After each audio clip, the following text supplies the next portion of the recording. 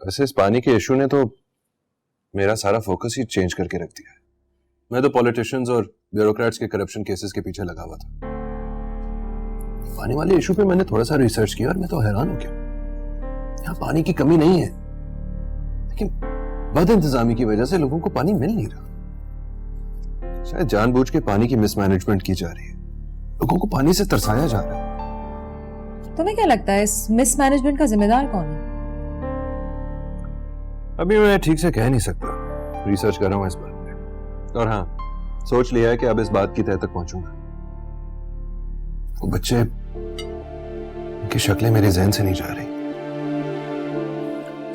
मैं जानती हूँ आरिफ कि तुम्हारी सोच थोड़ी रैडिकल है, लेकिन जानबूझ के अपने आप को खतरे में मत डालो। मैं इस सिस्टम के खिलाफ हूं और हर नाइंसाफी के। मुझे लगता है तुम्हें किसी न्यूज चैनल में जॉब कर लेनी चाहिए। एज एन एंकर बहुत कामयाब रहोगे, लाखों रुपए भी कमाओगे और सेफ भी रहोगे। और फिर फरिश्ते मुझे ब्रेकिंग न्यूज देते रहेंगे और पॉलिटिशियंस मुझे नजराने भेजते रहेंगे। अरे तुम भी ना। अरे मैं तो एक बात ही बताना भूल गई। अब देखो, मैं जैसे ही अमेरिका से ब्रॉडकास्ट जर्नलिज्म कंप्लीट करके आई हूँ, वैसे ही मुझे एक न्यूज चैनल ने एक टॉक शो होस्ट करने के लिए बुला लिया है। अभी मीटिंग करके आ रही हूँ मैं, और ये ब्रेकिंग न्यूज मैंने तुम्हें सबसे पहले दिया। ओह वेरी गुड, यानी इस खाने को तुम्हारी तरफ से ट्रीट समझो।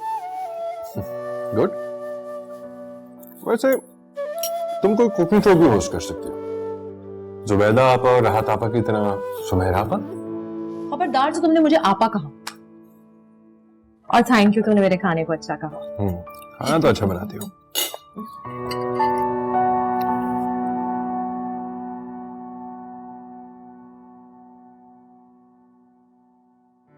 वाह वाह वाह, क्या बात। नवीन, नवीन। अरे अम्मा, कोई काम है मुझे बता देती, मैं आ जाती।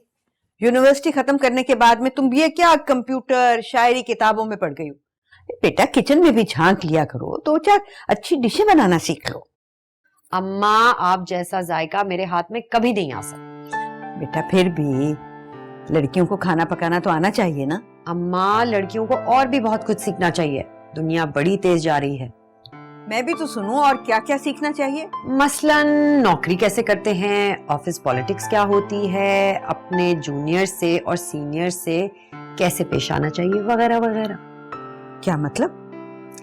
माय डियर माँ, मुझे अब्बू से जॉब की इजाजत मिल गई है। मुझे एक पब्लिशिंग हाउस से ऑफर आई है और मैं ज्वाइन करने वाली हूँ। ये एक तो तुम और तुम्हारे अब्बा मुझे इस बात की हवा तक नहीं लगने दी।